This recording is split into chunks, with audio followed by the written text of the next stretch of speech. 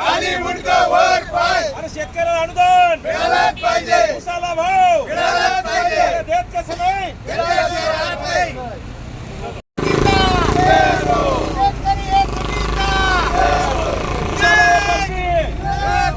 उसाला एफआरपी शेतकऱ्याला अनुदान मिळालंच पाहिजे. दुष्काळी अनुदान मिळालंच पाहिजे. अरे देत कसं नाही. शेतकरी राहत नाही. अरे देत कसं नाही. शेतकरी राहत नाही.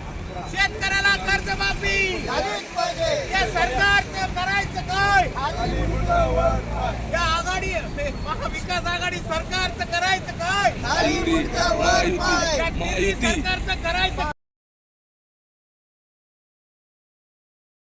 आज इसरवाडी फाटे येथे शेतकरी कृती समितीच्या माध्यमातून रस्ता रोको करण्यात आला.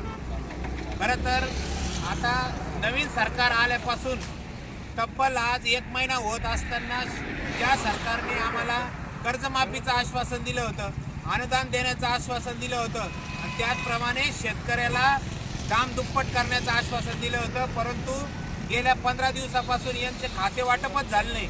त्यामुळे अनेक प्रश्न प्रलंबित आहेत. त्याच्यामध्ये पीक विम्याचा मुद्दा असो, आमच्या अनुदानाचा मुद्दा असो, त्याच्यानंतर अतिवृष्टीच्या अनुदानाचा मुद्दा असो, त्याचप्रमाणे जी कर्जाचं पुनर्गठन होऊ लागलं, जबरदस्तीने आमच्या घरामध्ये घुसून शेतकऱ्यांवर जप्ती आणण्याचा प्रयत्न या बँकवाल्या करू लागल्या. त्याच अनुषंगाने या ठिकाणी आम्ही सर्वांनी आज रास्ता रोको केलेला आहे आणि या इथून पुढच्या काळामध्ये आमची सर्वांना विनंती आहे, कारण इथं कुठलाही कुठलाही अधिकारी जबाबदार अधिकारी या ठिकाणी आलेले नाही, तहसीलदार साहेब आलेले नाही, व्हिडिओ या ठिकाणी आलेले नाही. त्याच्यानंतर कृषी अधिकारी तर नामानिराळा राहतो काय, त्या कृषी अधिकाऱ्याला असं वाटतं की त्याच्याच टावरवर चढून जर आम्ही आंदोलन केलं पाहिजे असं त्यांना नेहमी असं वाटत असेल तर आम्ही ते सुद्धा करायला तयार आहेत.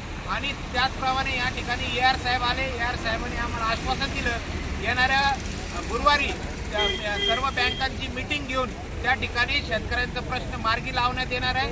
आणि आमचं या माध्यमातून शेतकऱ्यांना आव्हान आहे, तुम्हाला कोणीही दादागिरी करत असेल, बँकवाले तुमच्या घरी येऊन दादागिरी करत असेल तर तुम्ही शेतकरी कृती समितीशी संपर्क साधावा. धन्यवाद. जय